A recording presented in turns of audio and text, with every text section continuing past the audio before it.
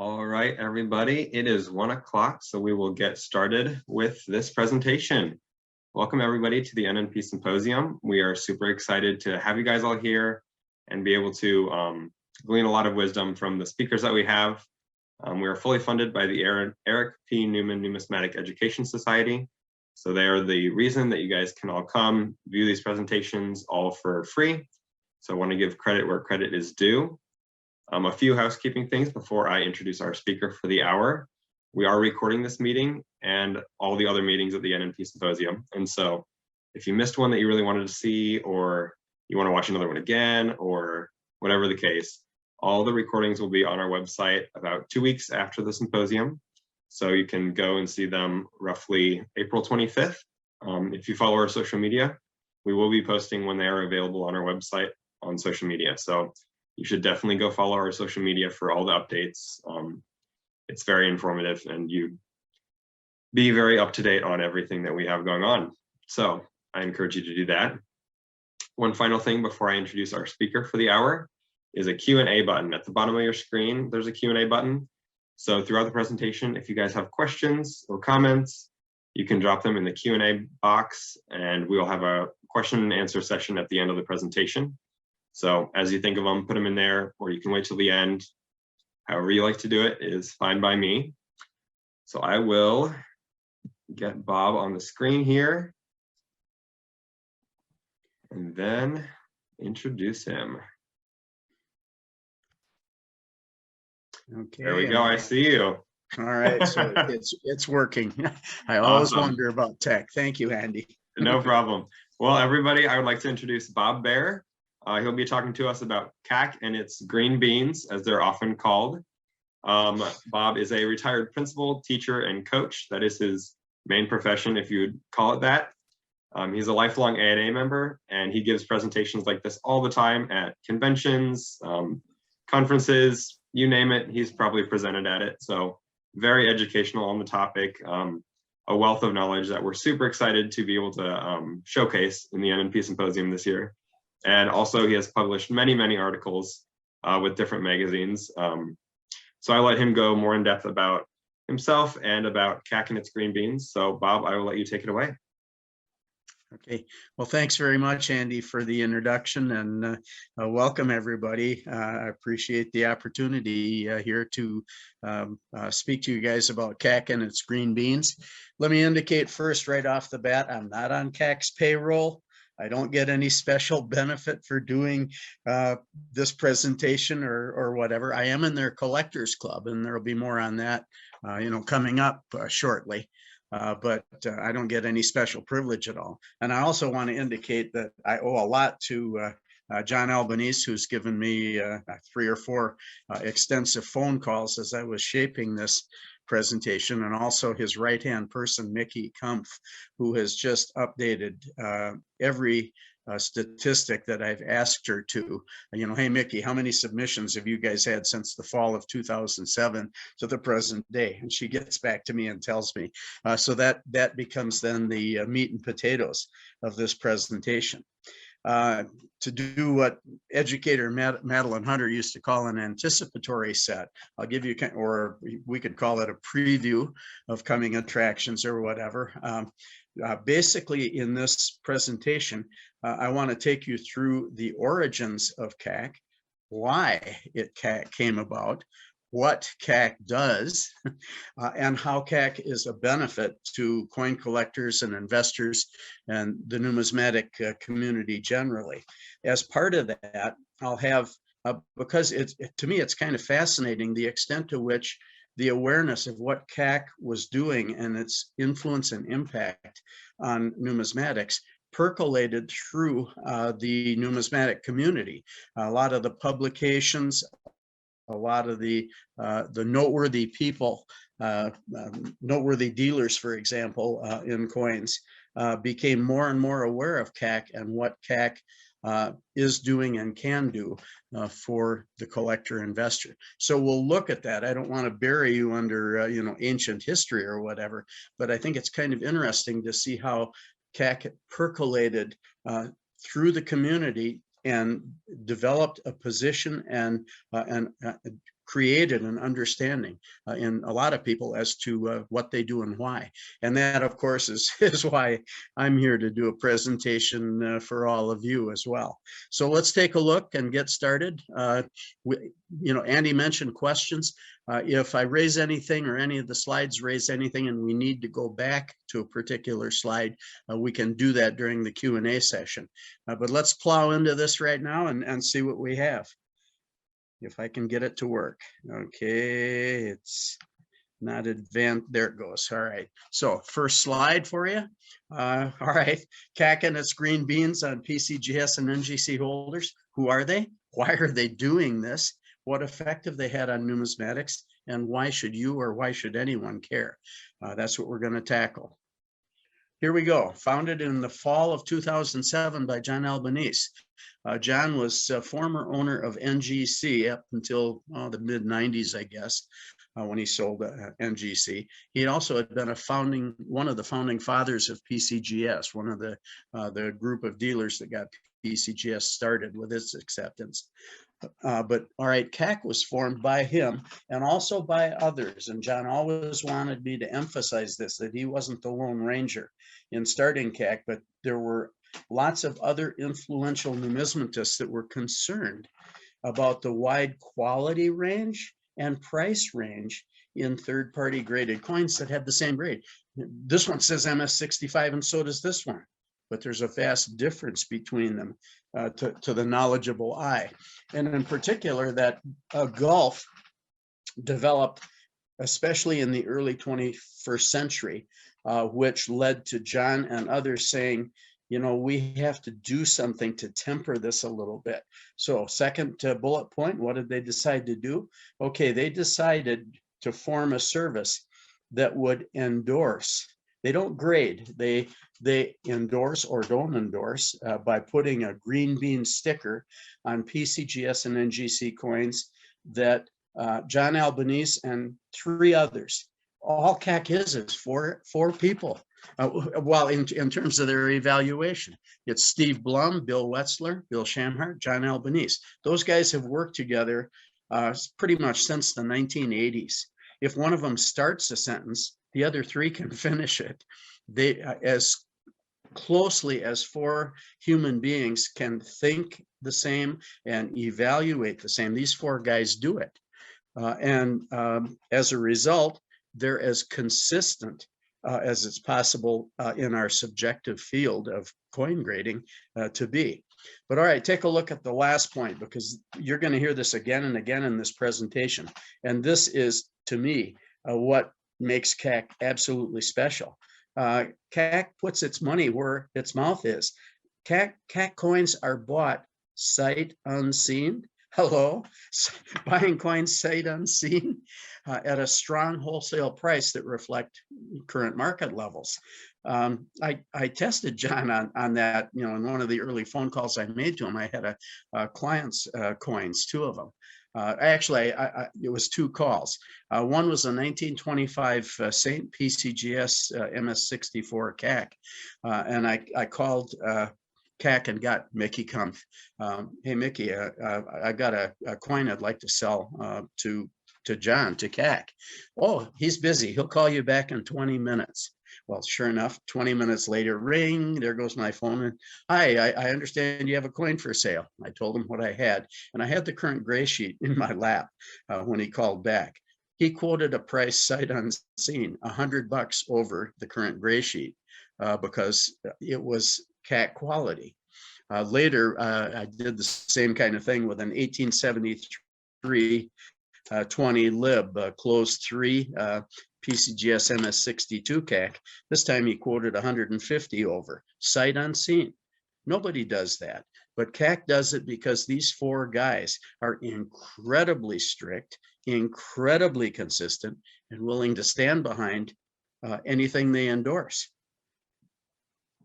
How did this come about? Well, I mentioned kind of at the start of the century, gradeflation, sort of like inflation, which is eating away at our dollars right now. But gradeflation is a situation where grading standards loosen and the population of third-party, usually high-grade coins, unless they're great rarities, the standards, things increase without the discovery and submission of any new hordes.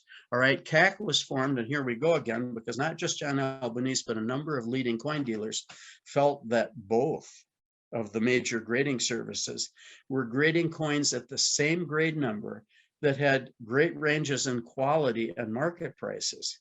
All right, so what are they going to do about it? They're going to offer strong sight unseen buy prices for CAC-endorsed coins that are solid for the grade.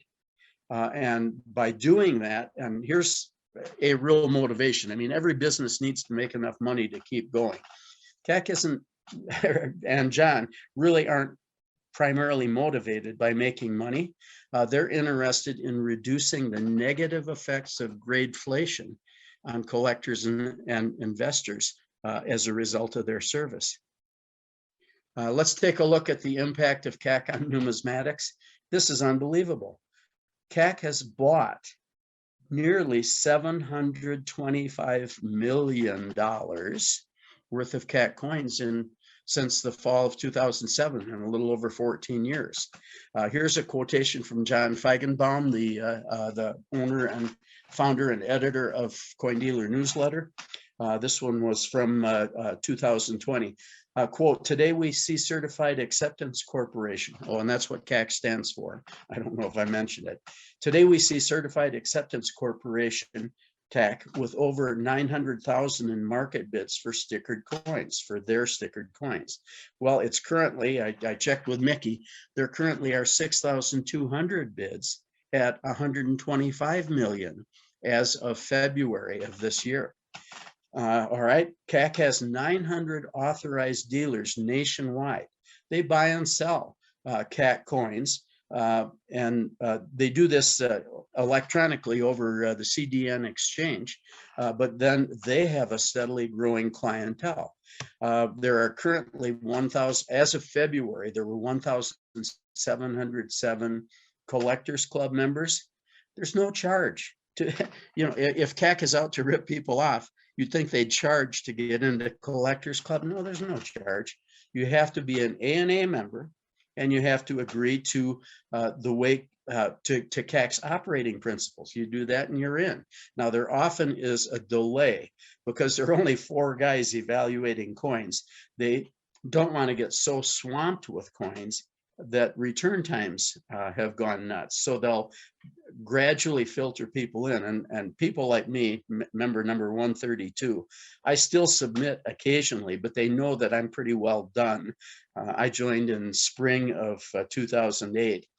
They know I'm pretty well done sending things in, so someone can take my place submitting. Now, I'll mention here also, they have been closed. It was, let's see, all through March and the first week of April, with the possibility of being closed beyond that to their basic submissions. Closed just means they were on hold because they had so many submissions coming in that return times were becoming unacceptably long. So Mickey and CAC announced, hey, we're on hold for a while on new submissions in the basic tier. They're going to be back. The demand for their product and the demand for their impact in numismatics is strong enough. They're not abandoning it. They just need time to get caught up. Okay, and this was very interesting to me, and this goes back to 2010. Both PCGS and NGC announced on the exact same day, what a coincidence, must just be a coincidence, of course, they decided to offer plus grading for better coins within a given grade. To me, the significance of that was it supports the principle that CAC is based on, that there is a variance in any coin grade because of our subjective analysis. There are all kinds of MS65s, for example.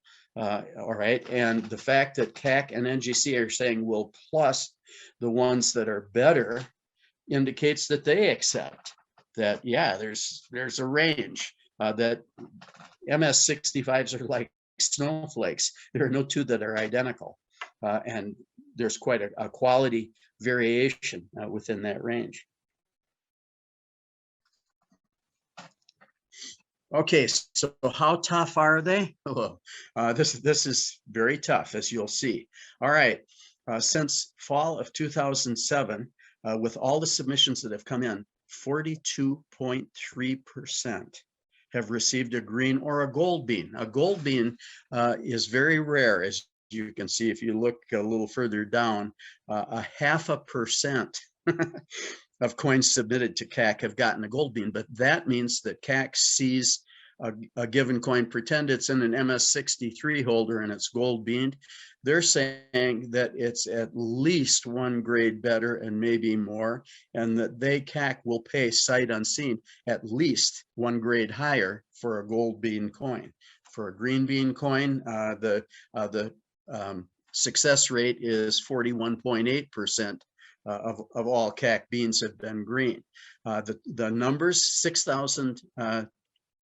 626,775 coins have gotten greens, and a pretty small number, 7,573 have gotten gold beans. All right, so what is it? What is the flip side of that? That means that CAC has not endorsed 865,652 PCGS and NG coins submitted to it since November of 2007. That means that 57.7% of all submissions are getting rejected by these strict graders at CAC.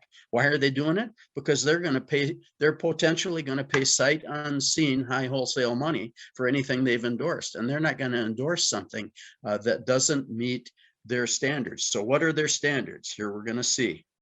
How do they determine a bean coin? Well, we've touched on this, and NGC and PCGS support it by saying there are plus grade coins and regular grade coins.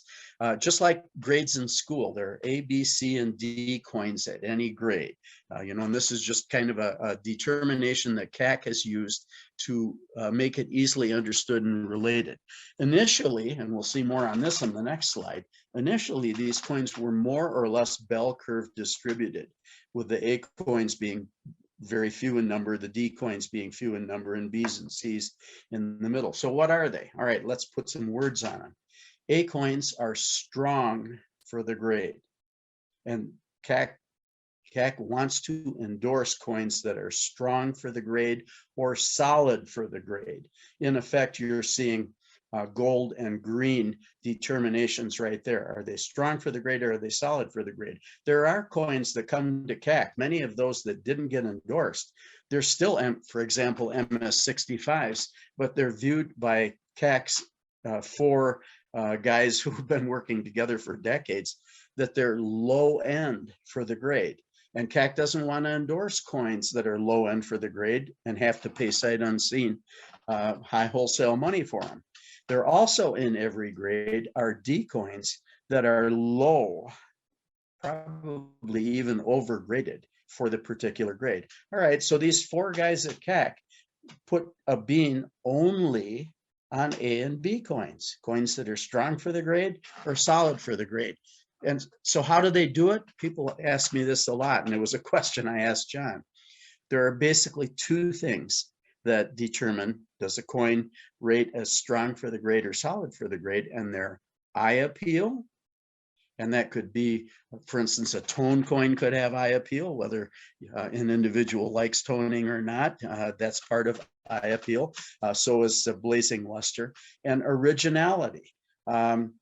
Many times, and we all know this, silver coins, dollars in particular, were dipped in thiourea solutions, which remove, every time there's a dipping, it removes a small amount of luster, but it gives an initial shiny appearance. Well, the originality has been reduced, so there's a balance here. A coin has to have both originality to a high degree, and originality to a high degree, and eye appeal to a high degree. And that's what these guys are looking for, and that's what they're basing their decisions on, because they're going to buy these things back sight unseen, potentially. So, all right, I talked about a bell curve before. How come 57.7% of all coins are getting rejected if A, B, C, and D coins should fit on a bell curve? Well, here's part of the answer, it seems to me. And we all know about the crack out game, where many times, many people will look at a slab coin, a PCGS or NGC or NX coin and say, I bet if I crack this out of its MS64 holder, I could resubmit it and get an MS65 grade or perhaps even higher. All right, there have been enough crackouts of the high-end coins, many A coins, I say most, well, you know, whatever that means, but lots of A coins have been cracked out and have moved, for example, to take MS65. If they've been in an MS65 holder and they got cracked out, many of them are now in MS66 holders, but at a low end MS66. And some B coins have gotten cracked out and made the switch. So, okay, the second bullet point, the initial low percentage of C and D coins has increased because the population of A's and B's has shrunk as they've moved up a notch or more. But all right, here we go. Coming back to that third bullet point, these guys evaluate, and I keep saying evaluate, not grade. They are evaluating very strictly because they're committed to buying bean coins back sight unseen. And this is worth mentioning. They don't care if it's in a PCGS holder or an NGC holder. They're looking at coins. There is a tendency, and I think it's common, for people to want a particular company's holder, or for instance, even a green bean. I'm going to indicate later, my personal opinion, it's a mistake to just blindly buy CAC coins. There are many CAC coins that I've passed on that just, to me, don't have the right blend of eye appeal and originality. I'm a little bit more of an eye appeal guy, but I want them both also. But just buying a holder or a bean or a sticker or something like that, that's not what we should be doing. We should be buying coins. And all right, so they don't care what holder, NGC or PCGS, so what holder submitted. They're evaluating the condition of a coin and whether they would pay sight unseen money for it. What do they do for the collector and investor? Oh boy, I love the way that bean jumps. I wish I could take credit for that, but I stole the jumping bean from a CAC ad. They did it, and they're tech guys. But all right, what do you get if what does CAC offer you? The Collectors Club. It's free. Other services offer collectors clubs, but you have to pay for it. Yeah, you get some number of free submissions that you have to, submit all at one time, but there still is a charge. No charge for a CAC Collectors Club. You just got to be an ANA member and indicate you agree with their principles. And I mentioned there is a waiting list because they filter applicants in at a level where they're not overwhelmed with submissions. Now, all right, second bullet point. This is incredible. Say you're in the Collectors Club and you submit a coin to get a bean and it doesn't bean. There is no charge. Pinch me, I'm dreaming. There's no, except for return postage, and there is a handling fee per submission. So fine, if you send 10 coins in, you're paying a $6 handling fee, which isn't too bad. And if none of them get beans and you're in the Collectors Club, all you got to pay is the return postage and that $6 handling fee. Can you imagine what would happen if you contacted one of the grading services and said, you didn't give me the grade I wanted on the coin I sent you? I'd like you to refund my money. Doesn't work. But these guys, they're not in it to gouge people. There's no charge to Collectors Clubbers. What else do you get? They're on their website. They have a population report on all the coins that have beaned. You want to find out about an 1877 $2.50 gold. You can go to their website and search for 1877 $2.50 gold and see how many have beaned at which grade. They also will indicate a retail price report. And CDN News, I don't know, it's been 3 or 4 years now, has come out working closely with CAC, and John Albanese has come out with the Rare Coin Market, CAC Rare Coin Market Review, which you can subscribe to, that does the same same kind of thing. That information is helpful, even though the prices are retail estimates of what, based on auction results and stuff, what something should bring.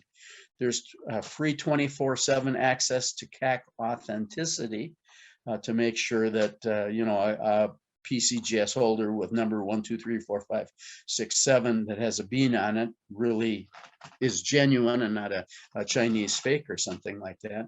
There's now a free CAC discussion forum where, geez, they've got all kinds of topics and pages of responses from all kinds of collectors and investors doing a dialogue, a blog on aspects of CAC and aspects of coins and aspects of grading. Okay, there are some common objections to CAC, and many of these have been reduced as CAC has stood the test of time. But let's look at these. Some people have said in the early going, this is just another ripoff trying to get my money. Well, let's take a look. PCGS submission charge, $32 a coin up to 3,000 in value, $10 handling fee plus postage. NGC, $30, $8 handling fee, postage. CAC submission charge, $16, about half, up to 10K value to Collectors Club with a $6 handling fee and no charge at all to Collectors Clubber except postage and handling for coins that don't bean. Another objection. What? Now we got to have another third party approving our coins? Well, only if you like a sight unseen buyback at strong wholesale market prices and a nationally recognized indication that your coin is solid for the grade. I've been grading my own coins ever since the Truman administration. What do I need these people for? This is really an important point because many of you out there do not need CAC. There absolutely is no substitute for individual grading skill. And how do you get that? Geez, you go to every major auction you can and you sit in the viewing room and look at coins for hours. You go to the ANA summer seminar and you take advanced grading or intermediate grading or whatever is right for you. You see as many coins as you can. You get a mentor. The sharper each of us can be, the less we need someone like CAC. However, for those who, they're off being doctors and lawyers and butchers and bakers and candlestick makers, they don't have the time really to become expert in concerning grading skills.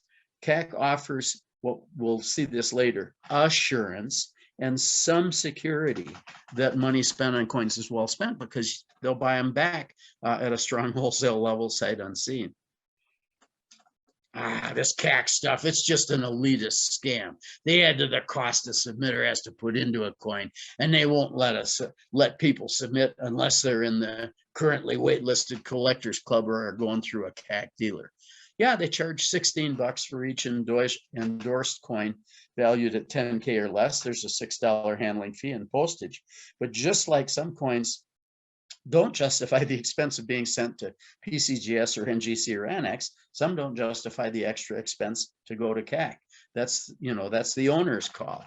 Also, CAC has chosen not to expand its staff or its volume of submissions received. That's why the delay on the Collectors Club, and that's why they put a hold for the last month or so on the standard tier submissions, because they want to keep consistency and prompt turnaround. And there I mentioned in the brackets that the regular submission tier is currently closed. Last I heard was April 7th, but I haven't heard that it's reopened. So I guess I'm presuming it's still currently temporarily on hold. All right, CAC, this was interesting. One time when I was talking to John on the phone, getting information, I said, John, I'd love to meet you in person. I'm going to be at the ANA in Rosemont. Can I meet you there? John says, oh, I don't go to coin shows. We have enough to do here. So I've talked with him on the phone a few times, and he's a good guy, and obviously a very knowledgeable and influential guy in our market. But I'm not able to meet him. All right, has the coin market more than justified the expenses involved in submitting worthwhile coins to CAC? Stay tuned. Here we come. after a few more objections. This is just a pump and dump manipulation. CAC will drive up the price of its coins with buybacks, hold and then withdraw from the market with lots, leaving the suckers holding the bag. Well, it's been 14 years now. They got 900 authorized dealers, a steadily growing customer base, and collectors club over 1,700. They've bought back 725 million, and they haven't pumped and dumped yet. Can't see it happening. All right, another objection. I can't find out at the CAC website which specific coins they've previously rejected. I don't want to waste my time and money researching. Here's part of that. CAC would be sued. They'd get their pants sued off if they specifically identified a coin that didn't meet their standards. Those coins would become harder to sell. And the owners would not be happy about that if CAC said, yeah, this PCGS 1893 dollar didn't meet our standards with this particular number. There's no, because what CAC is saying, if you look in that bottom paragraph, there are C coins at every grade. They deserve the grade they have. But CAC wants to endorse only those that are strong, that's A, or solid, that's B for the grade, not those that make it at the low C or D end. B, why? Because here we are again, sight unseen buybacks.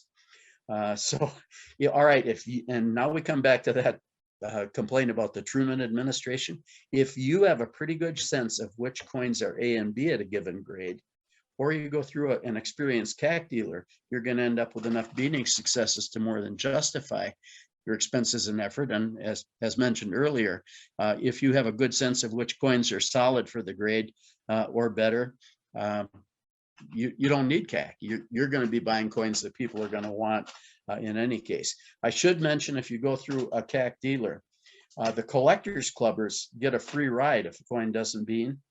Dealers pay. If they send a coin and it doesn't bean, somebody pays, and the CAC dealer will tell you that, I'm sure. I haven't gone through any because I'm in the collectors club, but I'm sure they'll say, look, George, I don't think this one's going to make it.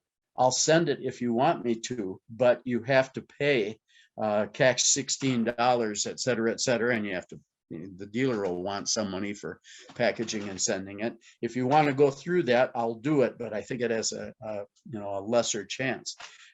That can be helpful as well. And then, you, the owner, can decide, geez, do I want to send this or not?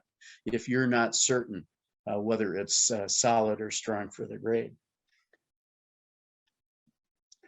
Okay, we're going to look briefly at the way CAC has percolated through the publication community, through some major dealers, commentary, because this is part of the impact they've had on the market. If you take a look, I'm not going to read this whole thing, but we're going to start, with Mark Ferguson from my home state of Wisconsin, Oshkosh, Wisconsin. I think he now, I've heard that he now is in charge of the PCGS price guide.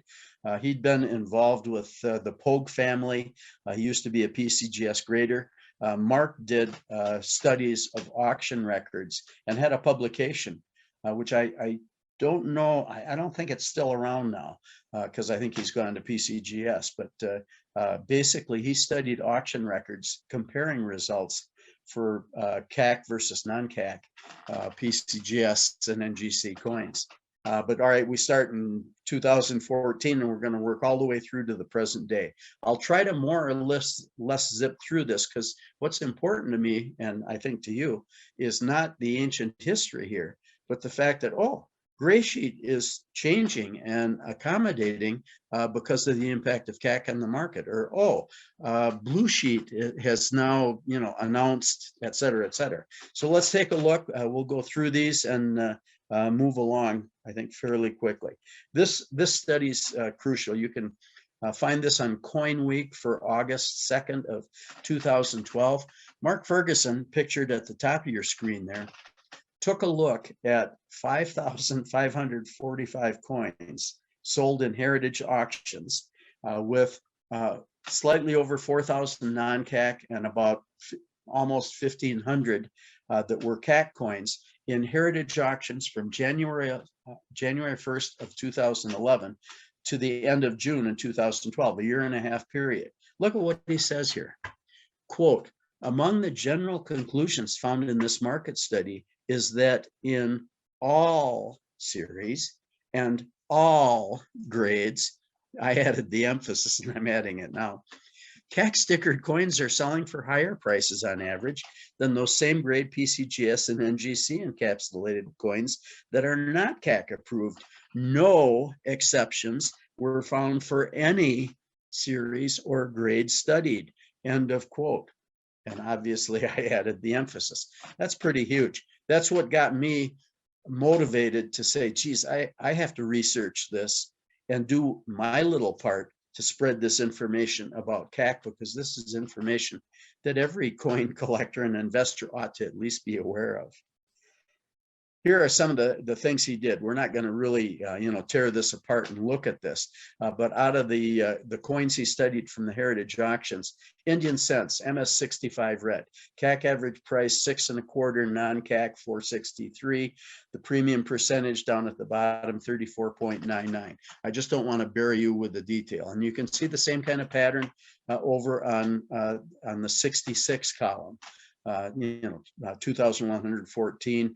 Versus 1,178, the difference is almost 80%.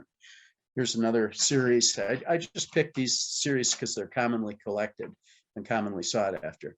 Let's just do one of them here. Morgan Dollars MS65. CAC 253 average price, non-CAC 176. The difference is $77 or 43.75%. And as Mark said, all series, no exceptions. CAC coins in this 1.5-year period of heritage auctions always got more. Here's 20 libs, type 3, same story. Let's just look at 64 and move on. CAC 2,598, non-CAC 2,380, premium $218. It's a little over 9%.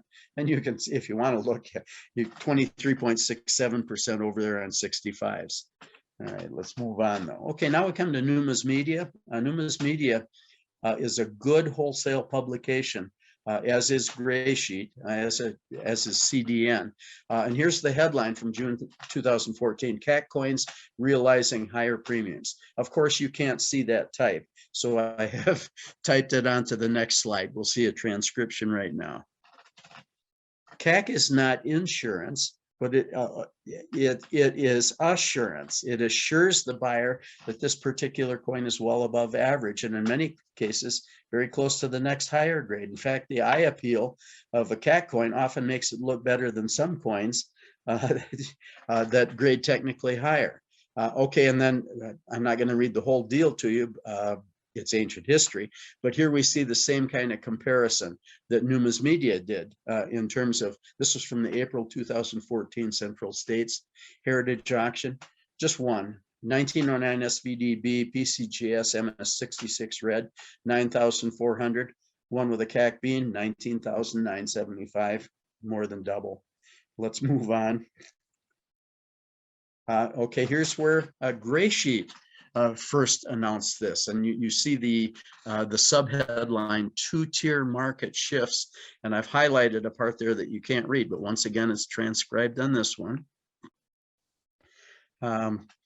During the past several years since the advent of CAC and plus grading by PCGS and NGC, price premiums for CAC approved coins have continued to go up, widening the gap between stickered and non-stickered coins. I added that emphasis. This is from 2015. If you look at just look at the last sentence above the Coin Dealer newsletter. Therefore, many sophisticated collectors are not even playing in the market for sub-premium grade coins. Remember C's and D's? C's make the grade, D's are probably overgraded, but they still have that number on them. Now mostly found in major auctions, and we're going to look at that a little bit later. I'm not picking on Heritage or anyone's auction, but there's some auction results coming up that I think are revealing. We'll get there. Well, here's where Blue Sheet first noticed what was going on, and you see a part highlighted. Two-tiered market for certified coins continues. This is about CAC. Okay, here we go. Let's see, eye appeal versus technical grading. CAC sticker is currently the most reliable way to minimize risk in this market, says Blue Sheet. You pay more for a stickered coin, but there's more liquidity in many issues due in large part to the CAC. That CAC itself makes up the largest market of sight unseen buying. I emphasize that, you've heard that many times now, in the market today. These levels generally exceed sight seen of non-CAC approved coins. That's from the May issue of Blue Sheet from 2016. Okay, here's Laura Sperber. I've known Laura Sperber casually for, I don't know, a decade or so. Laura's not afraid to share her opinion on anything. And you know, some people like that and some people don't. I personally enjoy talking with her, and I think she's very knowledgeable. She's talking about the first Pogue sale. This sale more than proved that a CAC bean does add buyers and value to a coin. There was a clear pricing difference between the coins that were CAC and were not. People do not seem to like admitting that CAC does add value. We will say this clearly: collectors today are highly quality conscious. If a coin is not all there, the price will not be either. Pogue and stacks will be making a bad mistake if they do not CAC the balance of the sale. While not a huge number overall, we know of at least 5 huge impact players who will only buy CAC coins.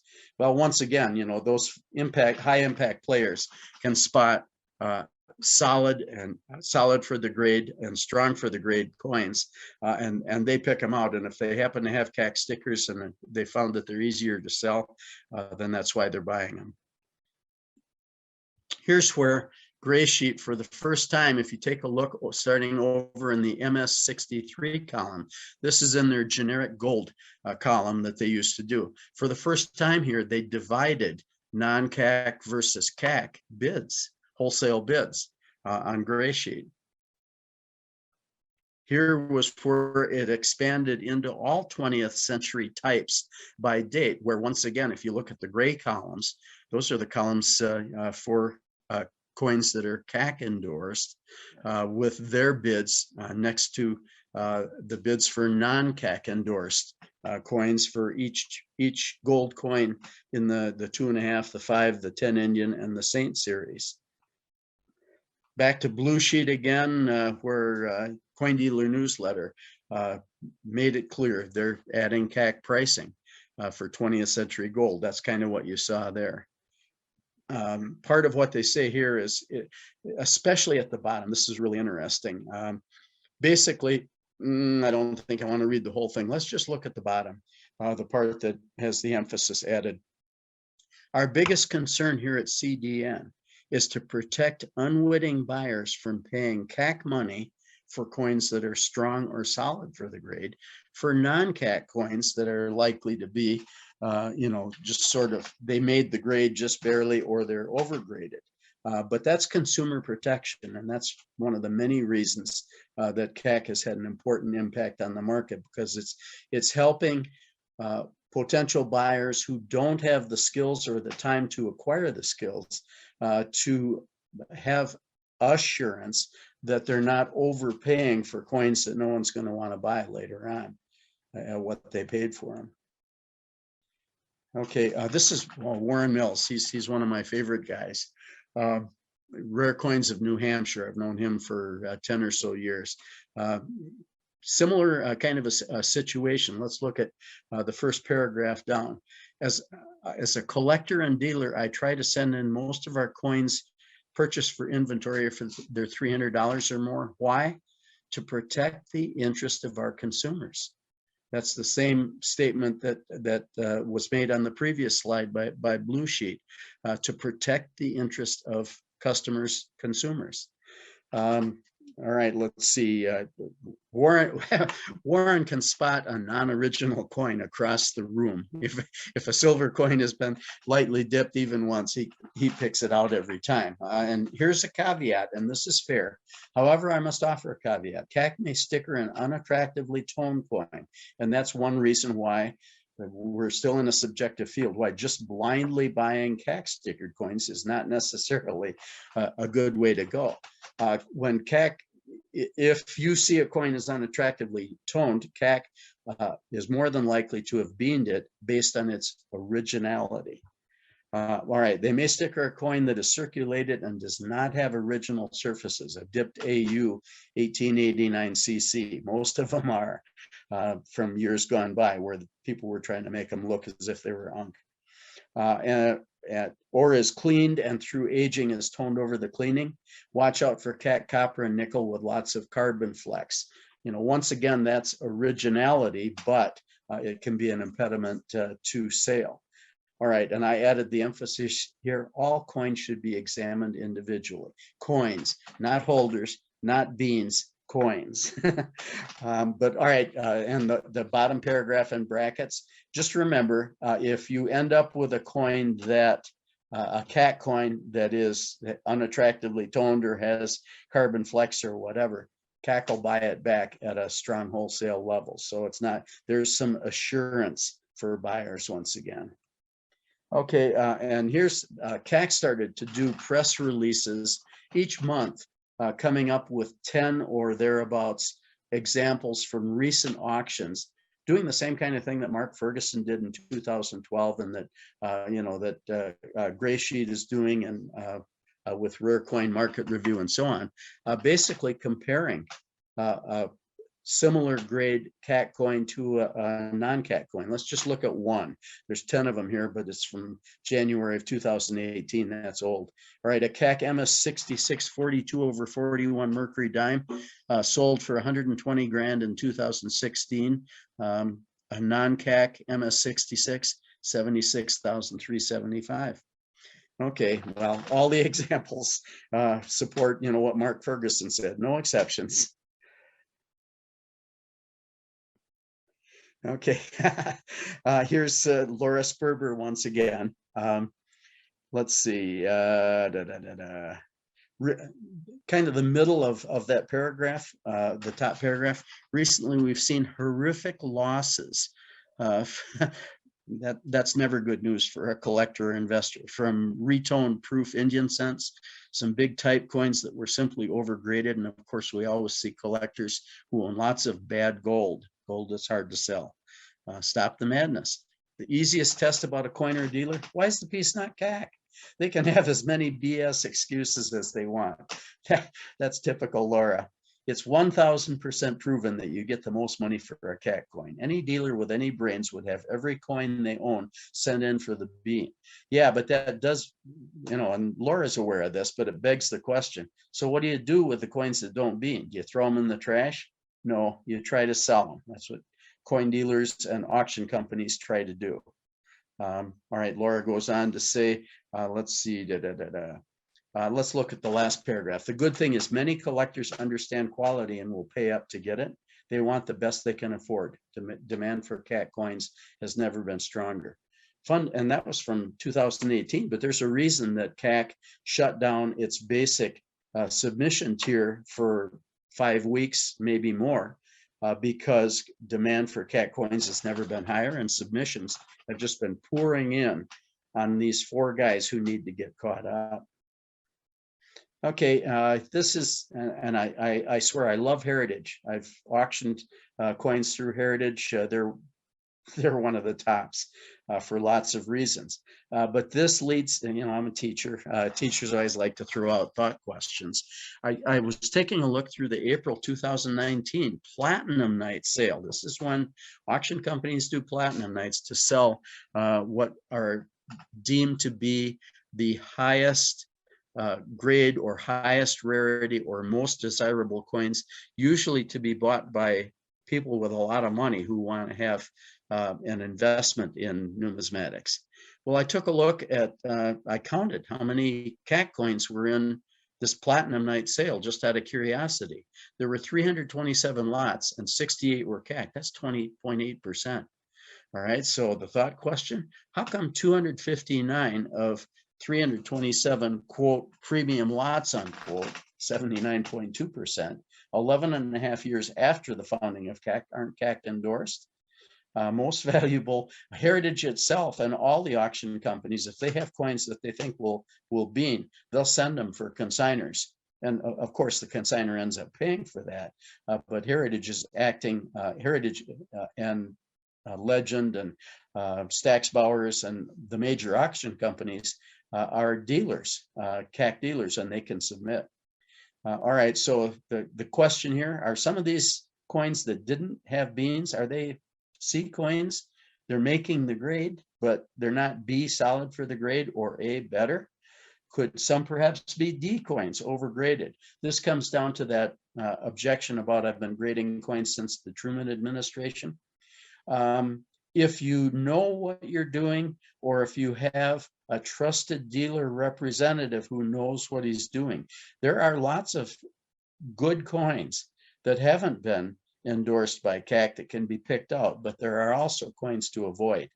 A former ANA president saw this presentation at one point, and he buttonholed me afterward and said, "You're not saying, are you, that coins without a bean are worthless?" And I'm saying, no, they're not worthless, but you or someone needs to be able to see or understand which ones are solid for the grade or better and which ones aren't, and be willing to pay accordingly.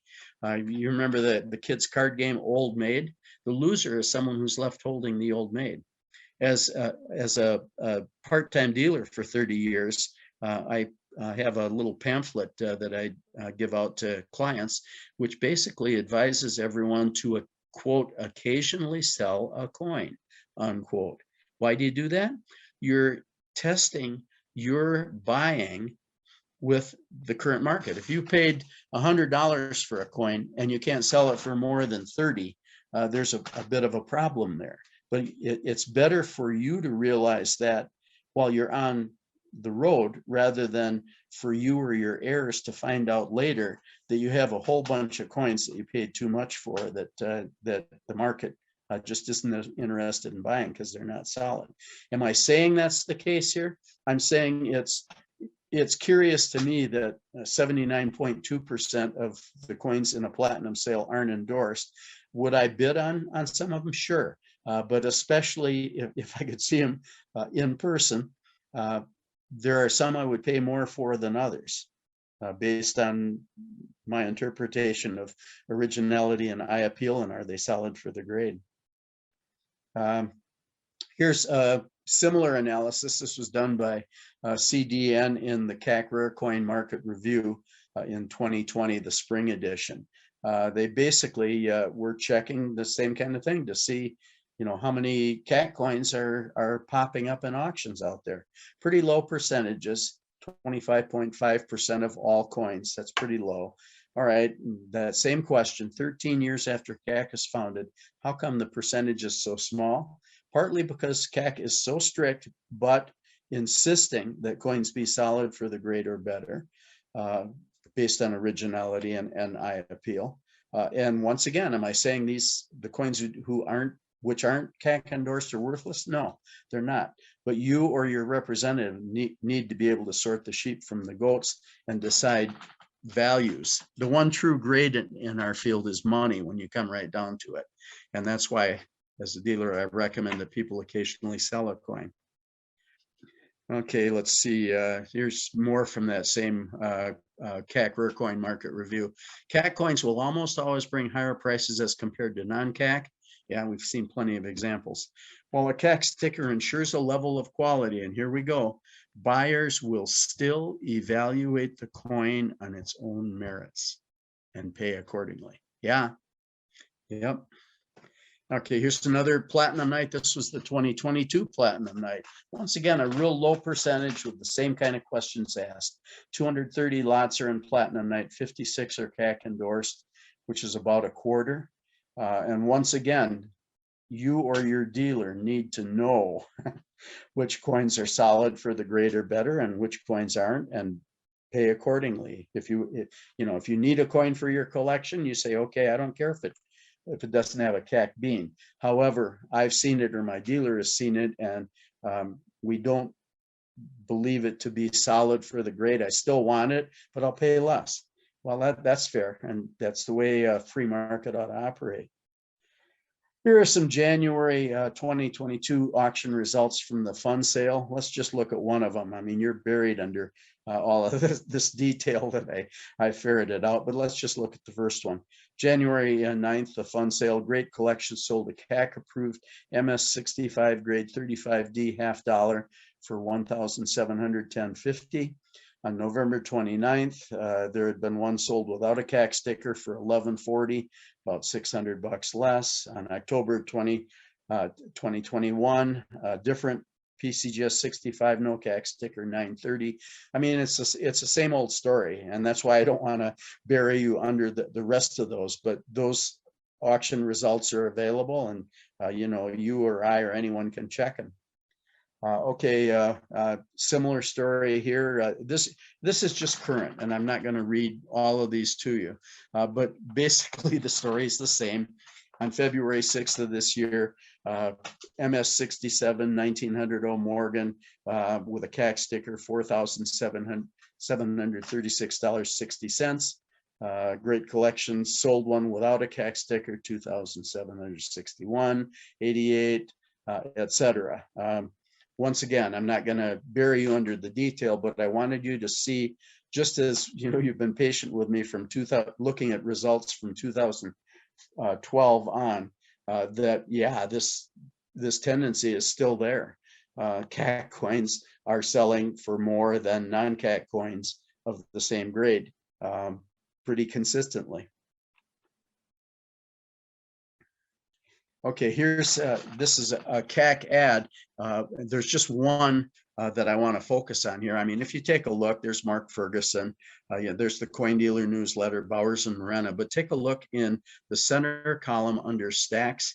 Here's an unsolicited testimonial from Q. David Bowers.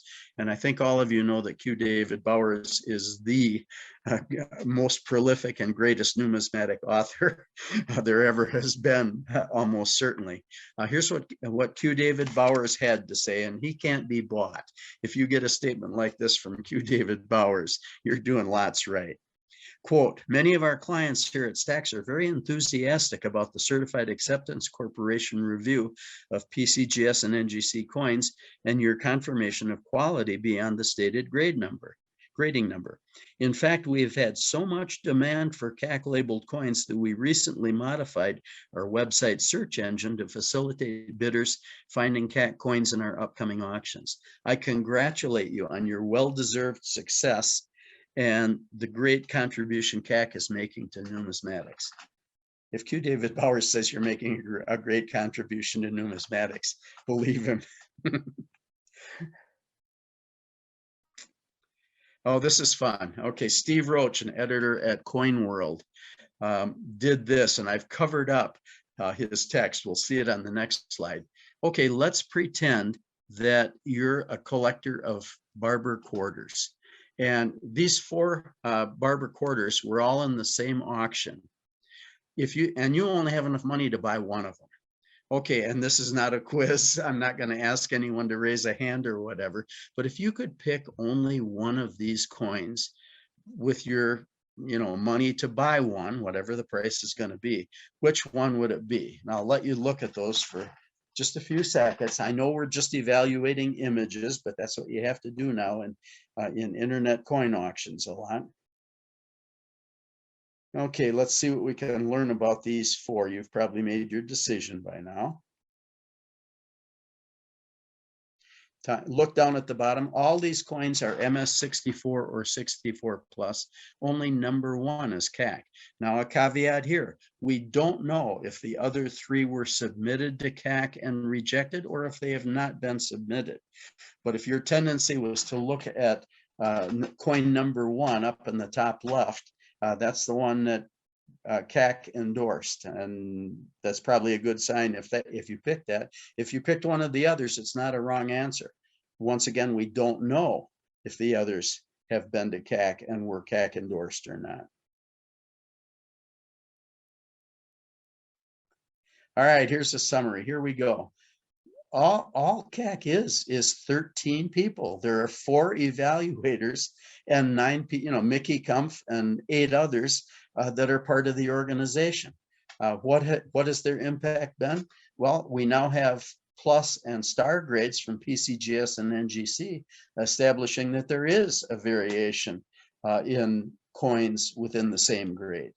All right, what else? CAC has helped the coin collector or investor locate coins that are solid for the grade or better. What do you get for free? The Collectors Club, the population report, the discussion forum, the CAC verification base. All this is free. There's minimal cost if you send coins to them, especially if you're in the Collectors Club. $16 when they open that tier again, plus $6 handling fee, and no charge to Collectors Clubbers except postage and handling fee for coins that don't beam. And you have the assurance or the security of strong sight unseen buys at current market wholesale levels. And that's what CAC is. Okay, there it is. I've finished the presentation. I'm thankful. Let's see, how long did it take? Oh, it took just about exactly an hour. So I guess Andy's probably not going to shoot me. I'll shut up then and check over to Andy. And if there are questions, we can fire away. Awesome. Yes. I will stop sharing your screen so we're both full screen. And I will get into the question and answers. Well, first of all, that was an amazing presentation. Thank you so much. As a collector, I'm looking to buy coins, and so just all your wealth of knowledge on the CAC sticker and what it brings to coins, so fascinating. I really enjoyed it, and I'm sure everybody in the audience did as well. And so we'll get into their questions right now. Let's see. How many people can determine which holders get a green or gold bean?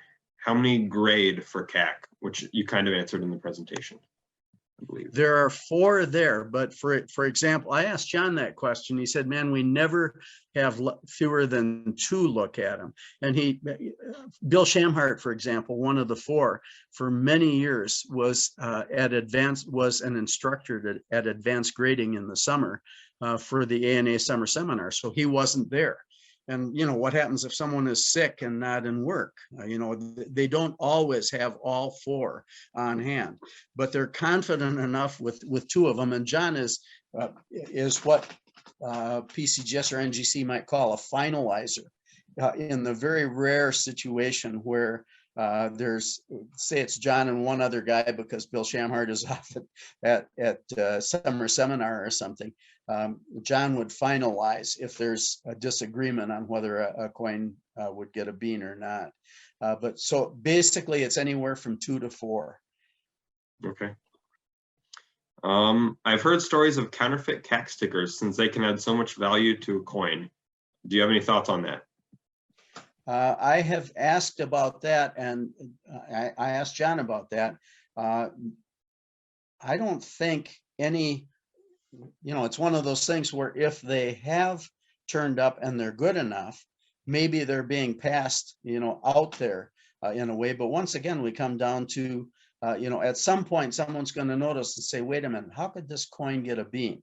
And you can check the serial number. Basically, the Chinese, who are so active at counterfeiting things, would pretty much have to counterfeit everything to not get caught up. They'd have to counterfeit the holder. They'd have to they'd probably counterfeit the coin as well, and the sticker, because you can check easily with your phone. I have PCGS coin 1, 2, 3, 4, 5, 6, 7, 8, and it has a bean on it. Let me just see if this 1893 S Morgan dollar with that PCGS serial number is in the CAC records. They would have had to have counterfeited everything. And PCGS and NGC and Annex are all doing, I think, a very good job at coming up with ways, and they don't publicize them, but ways to catch the counterfeiters or to make the counterfeiters' efforts stand out in some way on their slabs or whatever, so that it won't happen. Bill Shamhart at Advanced Grading for a couple of years would show he had an 1885 CC alleged PCGS MS63 1885 CC dollar that he'd pass around as part of the coins that students would get to see. The coin was fake, the holder was fake. It didn't have a CAC sticker on it, but basically everything was fake. But many people could pick that out. And those who didn't pick it out right away, when they, oh, this is a fake, they could see it in both the holder and the coin on closer examination. I won't say that it's impossible that there are fake CAC stickers out there, but I think there are enough roadblocks along the way that it's not a real concern yet, at least. Another question. CAC looks only at PCGS and NGC graded coins. Why do they not look at Annex or ICG coins? You know, I live 8 miles from Annex, and I've known Michael Fahey and JP Martin and others at Annex for years. Those two guys that I named can grade and authenticate with anyone in the world. But I am pretty, and Annex has made overtures, I know, to be included. But I believe, and I don't have this from anyone, this is strictly my opinion, that because there are only 4 guys doing this, that they don't want to open the door to a greater flood of coins like from ICG or Annex that would be pouring in their doors for stickers, that they have all they can manage right now, and have so many submissions on backlog right now that the regular tier is on hold. So I think it's a fact that they, to be who they are, they just want to have these 4 guys, and opening the door to other services would swamp the 4 guys, and you'd get a 6-month return time and stuff like that. So it is my belief that that is the biggest single reason why Annex and ICG are not included. It would just swamp them. Okay, yeah, that makes sense. When you say CAC will pay for coins that they have stickered, does that mean they're actively buying? If so, are they a dealer, and doesn't this create a conflict of interest between independent grader and dealer? When they buy their coins sight unseen, I don't see a conflict of interest at all. And when they've bought $725 million worth of coins over the CDN exchange, because they have 900 dealers, and anyone who wants to pay the CDN exchange fee, any collector could get on there. Geez, it's over 100 a month, which rules out guys like me. But basically, the demand and the internet market through 900 dealers buying and selling, and then having clients of their own who want to buy and sell the CAC coins, that explains to me the surge of interest in these things. And all right, you've seen in the presentation all the reasons why there is assurance to that. Conflict of interest, how could there be a conflict of interest? Of course, if John Albanese buys a CAC coin from me and then puts it on the CDN exchange, he'll probably put it on at a couple % more than he paid me wholesale. But there will be, as you could see from the reams of auction results and stuff, there's plenty of profit and demand for CAC coins, such that John Albanese, if he makes a % or 2% or something like that on a coin that I sell to him, fine. Another CAC dealer is going to buy it and find a happy customer for it. Yeah. When is it expected that CAC membership will open again? CAC membership has always been open. You fill out an application, you got to say you give your ANA number, and you say you support CAC. You're on hold for a while. A friend of mine basically waited about a month. Let's see, this is April. This was probably November or so of last year that he applied, and then waited about a month before the door opened for him. And that had to do with then the number of submissions coming in. I mean, I think Mickey Kumpf and some of those other 9 people, not the evaluators, keep track of how many collectors clubbers are on hold and who came in first and who's going to be next. And when submissions reduce to a manageable level, fine, then we'll let in, 3 more new collectors clubbers. So I can't predict. And you heard me hedge and waffle on, geez, when are they going to open the regular tier again? At first it was announced it would be just the month of March. Then Mickey sent out a notice saying, well, we got to go through at least April 7th. And we're past April 7th, and I haven't heard, as a collectors clubber, I haven't gotten any more emails from Mickey about, are you open yet? So I kind of think they're still backlogged enough that they're on hold. So there isn't a fixed answer to when is it open to a collectors clubber? You will have a delay. I don't know how long, but then the question is, when will the basic tier be open to anyone? Don't know that one either. Yeah, that's true. Where can one acquire the sight unseen buy list of CAC? The site, if you go to, you have to be a member of the CDN exchange at, I can't remember the amount, 120, 150 a month. I don't remember, I don't know. But if you're on, you saw how CAC has thousands of bids on the CDN exchange. You pay the fee to CDN, you get on the exchange, there they are. Yeah. Or in my case, and I don't want people to tire kick or do this. I mean, I called John Albanese on 2 coins, and I wouldn't want to do that. That's wasting his time. If people are calling him all the time, kicking tires, saying, how much will you give me for this CAC coin? You basically, I think the word would come from Mickey or whatever. Well, why don't you talk to a CAC authorized dealer and sell through them rather than to us, or join the CDN exchange and buy and sell to your heart's content. Yeah. After 14 years of operation, would it not be fair to say that virtually every slabbed coin valued at more than $300 in a dealer's case has already been sent to CAC? Warren Mills used that figure to say that's a number where he just automatically sends them to CAC, and he's a good friend. I've talked with him many times. He has a success ratio of 80 or 90%. He thinks and sees coins virtually the same way as Steve Blum and Bill Wetzler and Bill Shamhart and John Albanese. Would I believe that just about every coin over 300 has been sent?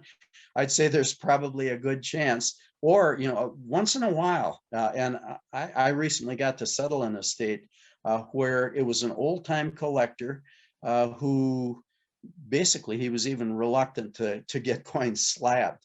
They didn't do that back in the 40s and 50s because, of course, slabs didn't exist. But basically, he had never sent any coins to CAC. And I looked through his coins, holy cow, a lot of these are strong bets. I have a success ratio of about 60%. I'm not beating my chest or asking to get a medal pinned on it because I don't have much of a chest to pin it on. But I can do slightly better than the average of 42.3%. But the main question, the chances are good unless it's from a recently settled old-time estate. The chances are good that it hasn't been sent. But the dealer who bought the old-time estate ought to also have a pretty good eye and a pretty good sense for cheese. I should send this one to CAC. I guess there's a high probability that a coin over 300 without a slab has been sent, but that's not a guarantee, and that's not slamming that coin. We come back to that ANA president, former president, saying, you're not saying non-CAC coins are worthless, are you? No, they're not. But you have to decide, okay, fine. So it doesn't have a bean. I'm not buying a bean. I'm buying a coin. Does this coin look to me to be original with great eye appeal and at least solid for the grade, if not strong for the grade? That's what the decision that matters, not, oh, it's over 300 and it doesn't have a bean, so it must be a reject. You should look at every coin. Yeah. This one's a little long, so I'm going to try to paraphrase. You mentioned the grade inflation. but it seems like CAC has made like a value inflation where the coins that they sticker get higher prices. And so do you believe that that has made like a two-tiered system for collectors where there are cheaper coins and then more expensive CAC coins? And do you think that's favorable for collectors? CAC didn't make the price difference. The coins that are high quality, that are solid for the grade, strong for the grade or solid for the grade, they made the prices, not CAC. CAC in all their ads, they don't say our coins are worth more. They are basically saying that we pick coins that are solid for the grade or better. The market has determined, you saw in result after result after result, that CAC coins are getting more money. Why are they getting more money? Is it because of CAC? It's because the coins are better. But all right, we come down to that same thing again. Is there a two-tier market? There can be, yeah. As I forget which one said this, it might have been Blue Sheet, that yeah, you pay more for CAC coins, but there's greater liquidity. And as you saw from 10 gazillion auction results in this presentation, there's pretty consistent differences in terms of what the demand will be for those coins out there. I don't want to blame CAC for that.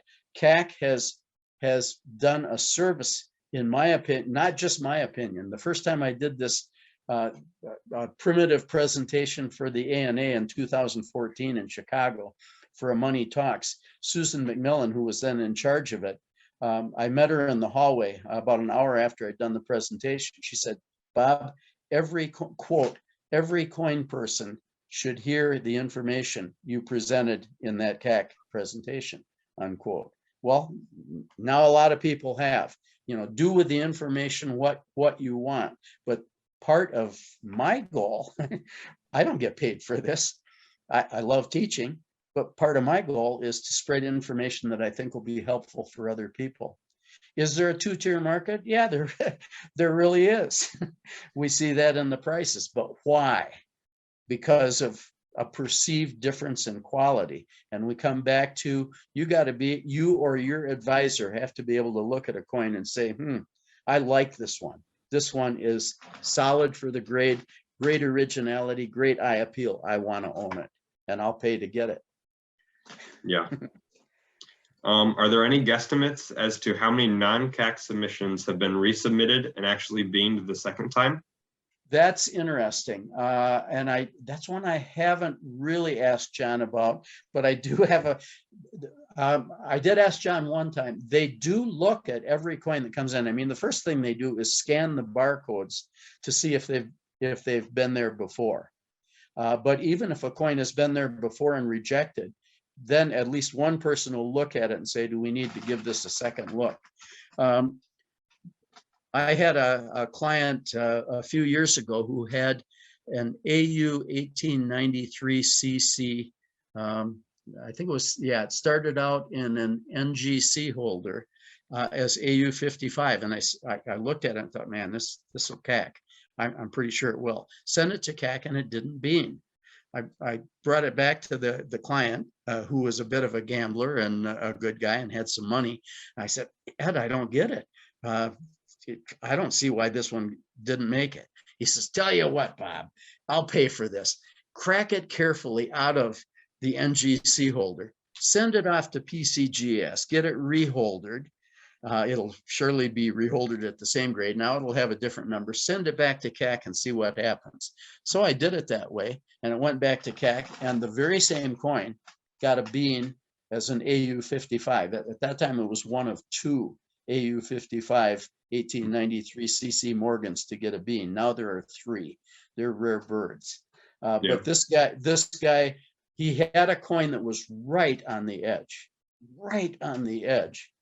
the first time, and the second time the very same coin came through and got a bean. How many are resubmitted in the same holder and get a bean? That's a good question that I do not know the answer to, and I wish I'd asked John that question the last time we talked. I don't have a guesstimate on that one.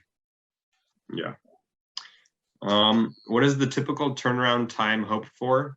And will that happen when these 4 guys retire? And I've asked John about that. You know, John, what happens if you die tomorrow? Remember, John wasn't the Lone Ranger in starting this, that other dealers are involved. I don't know about a particular succession plan, although I'm sure there is one. I think every organization has a plan and has to have a plan. Hey, what happens if you die tomorrow? What happens to the organization? Where do we go? So I think that I don't think CAC is going to die out when John Albanese dies or Bill Shamhart or something like that, or when these four guys are getting close to retiring. This is my fantasy, strictly mine. I could see them seeking out people that they know to be good, saying, look, you know, we're going to retire in a year. Are you interested in working with us, sort of almost an apprenticeship thing, and we'll pay you, and then you'll become one of the guys. I mean, that's total supposition on my part. I don't know that that's what's going to happen, but I do think that's part of something that CAC or any organization has to have a plan to deal with, because unexpected things do happen to all of us, and ultimately all of us do want to finally retire and go down to Key West and drink margaritas or whatever it is that we want to do. So I'm sure I don't think CAC is going to vanish. It hasn't vanished in 14 years. It hasn't vanished after buying $725 million worth of CAC coins. It's too powerful and too important to just melt away. There's got to be some kind of a plan, my opinion, to keep it going. Yeah. Are the CAC prices on the website wholesale or buying prices or retail selling prices? Retail. I subscribe to this. This is the CAC Rare Coin Market Report put out by CDN. The prices in here are retail, and those prices and the prices on the CAC website, I mean, I haven't compared every one, but John Albanese works very closely with John Feigenbaum, and I'm pretty sure that they keep, if there are new auction results that come in or whatever that Gray Sheet's aware of on CAC coins, I'm sure that John Albanese finds out about it from John Feigenbaum, and vice versa. But yes, those prices on the CAC website are retail prices, just as in the Coin Dealer newsletter, CAC Rare Coin Market Review. This comes out every 3 months, and like I say, I subscribe to it because it helps me keep abreast of retail trends, at least involving CAC coins in today's numismatic market. Okay, yeah, that's helpful. Given gradeflation, does it seem logical that one would have better luck getting CAC certification on older PCGS and NGC slabs? My opinion, yes. And why? Because, and I know this from knowing some people involved with early PCGS. When David Hall, a master marketer, absolutely master marketer, came up with the concept in 1986 of slabbing, he had to persuade powerful dealers, big dealers around the country, that their product was going to be conservatively graded enough that if the dealers bought into the concept and became PCGS dealers, they weren't going to be sitting there holding a bunch of overgraded coins. So I don't think there's much doubt that the early holders, and this is true at NGC too, I'm sure, the early holders represented very strict grading because NGC and PCGS needed to establish themselves in a market that's basically saying, well, who are you and why should we buy you and why are your coins any good? So, all right, early holders getting stickered. My personal supposition is, yeah, there's a pretty good chance. I sent one original PCGS holder that did not get a bean. but I've sent a number that did get beans. So, you know, every exception or every rule has an exception, I guess. But as a rule of thumb, in my personal opinion, old holders have a good chance, because the coins, we're talking coins, once again, not holders really. The early holders didn't grade coins casually. They had to be strict to get established. So yeah, the coin that's in an old PCGS or NGC holder is likely to be a strictly graded one in terms of originality, and I appeal that that CAC's evaluators are going to look favorably upon. Okay. We are running out of our time, and we have a few questions in the queue. I'll ask one or two more, but if you guys have any other questions, feel free to submit them on the NNP Symposium website to us, and we will get in touch with Bob and get the answers back to you that way. Andy, what I could do is give you and everyone out there my email address right now, Okay. if you're comfortable with that, and just say, go ahead and email me questions and I'll give them a shot. Okay, yeah, you can do okay? that. If you're comfortable with that, that's good. I'm comfortable with that. Okay, my email address is JRRT.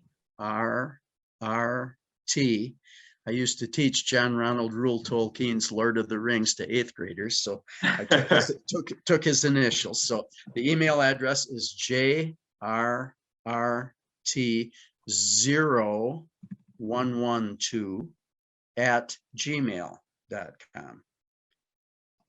Make sure you do that as a 0 in the middle of the email address and not the letter O. Stuff flies off into cyberspace if it's not a 0. So Yeah. JRRT0112@gmail.com. Awesome. So anyone who has any other questions, send him an email. He's more than willing to answer your questions. But we are running out of time. So I would just like to thank Bob again. Thank you for your time and your knowledge on this topic. Thank you for presenting to us and sharing all of your information with us. Thanks for having me, Andy. Thanks for everyone for watching. Bye, everyone. Yep. Bye, everybody.